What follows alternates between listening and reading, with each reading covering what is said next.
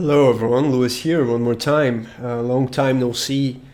I've been doing some different things and trying to rethink the overall scope of the channel, the overall scope of the content I want to provide for you guys. And I model a small low poly city last week, and I think it's a really good content to showcase a little bit of my process and how I work with Blender in general, right? But more focused on the art direction side, because modeling tools and actually how you can actually extrude the shape is and things like that you can get on general tutorials like that can teach you the basics of Blender, and you can get going really fast. But the purpose of this video is mostly on the art direction side of things, and how you really can think outside the box to come up with good ideas when modeling. And I have been watching Evangelion on Netflix lately. It arrived last month on Netflix, and it's a really good anime.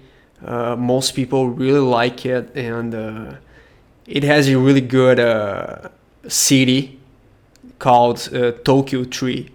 And watching the anime, I got inspired to make something similar to that. Because for those of you that don't know it, there are some scenes on the anime in which the city is being attacked basically by these giant monsters they call angels, right? Which are mystical beings.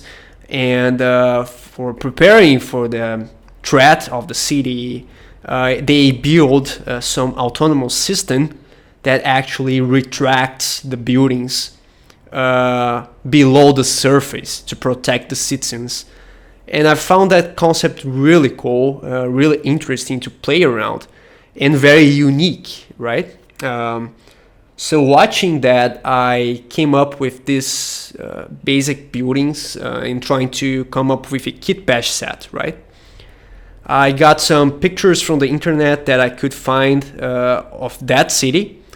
Probably took some screenshots also from the anime itself to get some proper look at how the art direction is being made in Evangelion. And there's some really sci-fi-ish architecture. I found really similar also with the Forerunner architecture from the Halo series, right? So I was trying to come up with good and original designs. Here I made a 45-degree inset on the building to make something more triangular on the base and come up with a more sci-fi look for it. Basically, different rooftops as well really helps to convey the scaling. And I'm really trying and playing with the concept. I find that for buildings that scale, in which you want to convey, they are huge, right? You really don't want to put too much original lines, because when you put original lines on it, you kind of ground it, and it makes the general public think there are subdivisions on the balconies, and that really doesn't help to sell the scale. So when you're trying to come up with really large buildings, you need to focus more on vertical lines and how these vertical lines play with themselves to generate iterations and also artistic variation, of course. I find that the most important buildings you want to have on a kit bash set is actually not the tallest ones.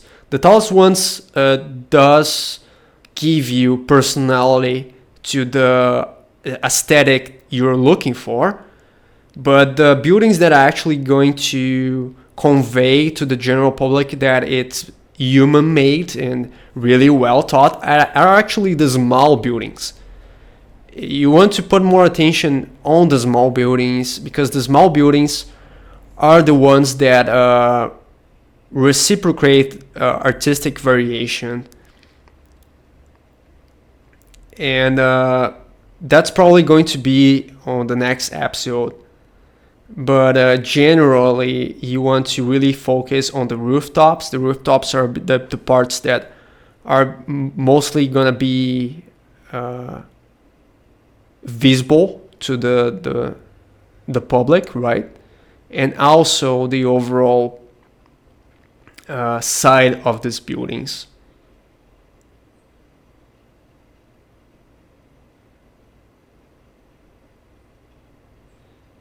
The more detail you can add to your set, the best. I found that some kit bashes from that site called Kitbash 3D, they have really well detailed models, and I'm looking for a more low poly alternative here. I want to have a general atlas, which is a texture for most of the buildings, sharing the same buildings, and have their materials be placed on a single file. I don't want to split too much materials on these buildings as well. And I'm trying to evitate that Sin City look. I don't want my buildings to be too much similar to Sin City, which are the most common ones. This is a picture of the Kitbash 3D set that you can buy for $200. I found that to be really expensive for the amount of variation they are giving you. I'll totally pay $200 for more buildings, actually. If they sold around 40 buildings per set, that would be justifiable. But if you pay $200 for that amount of buildings, which in that case they are selling a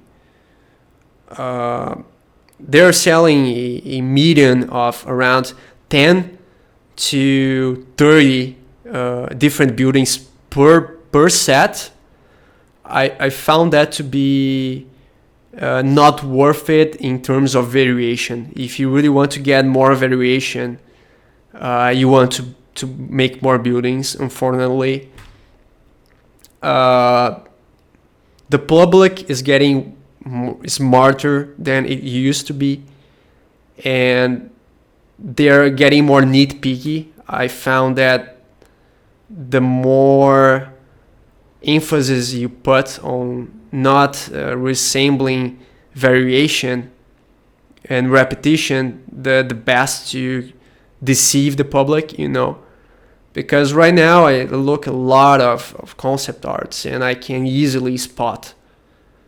Of course, it depends on the eye, and if you have a trained eye, of course, but you can easily spot where kits are being actually reused.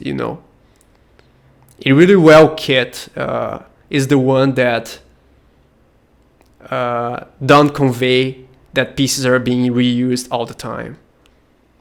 You want to have that look, you want to be able to achieve that, and that's all that comes to my mind when actually thinking about making this. I'm always asking myself, is this going to look good on this angle? And if I flip that building, is it going to add variety to the mesh, to the scene, to the overall scene, right? Those are the things you want to have in mind.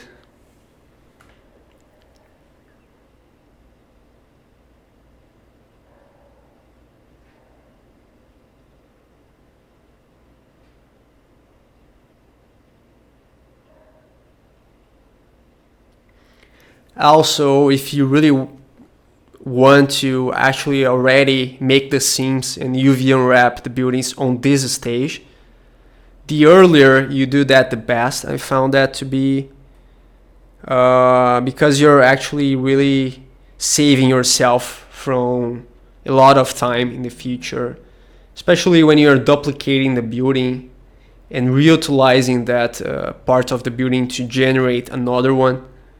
If you already have the seams placed already, it's gonna be easier for you to UV unwrap it.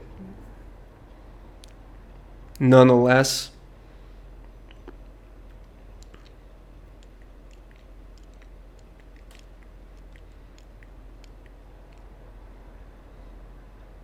here of course I'm preparing to start working on the small buildings,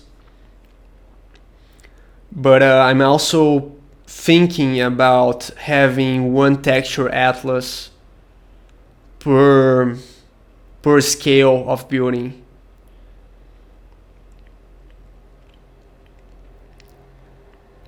So the skyscraper ones will have one texture atlas for them. The medium-sized buildings will also share the same texture atlas, and the really tiny ones will share that alongside with the tiny antennas. I'm gonna be modeling some cranes, some antennas, and also other small props that you can add to the rooftops to kind of mismatch that reused look, you know.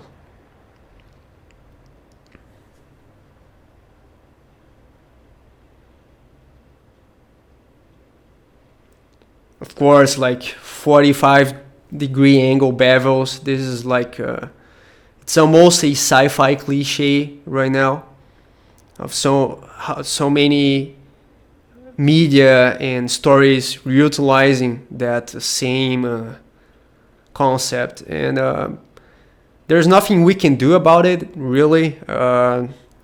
It's a mark of sci-fi. Not only that, but seam lines and cuts, those are things that will be around forever. As long as sci-fi exists, people will be doing 45-degree angles on their mesh and insets like that. But I'm starting to get really happy with the overall silhouette of the buildings and how they are showcasing, especially on this light, of course. It's good to record why you're modeling if you have a good system spec that can afford that, and comment on that before so people can understand your process. And that's it, guys. Hope you enjoyed this video. Until next one, I think I'll be texturing this and playing around in Blender Eevee. Until next time, see ya!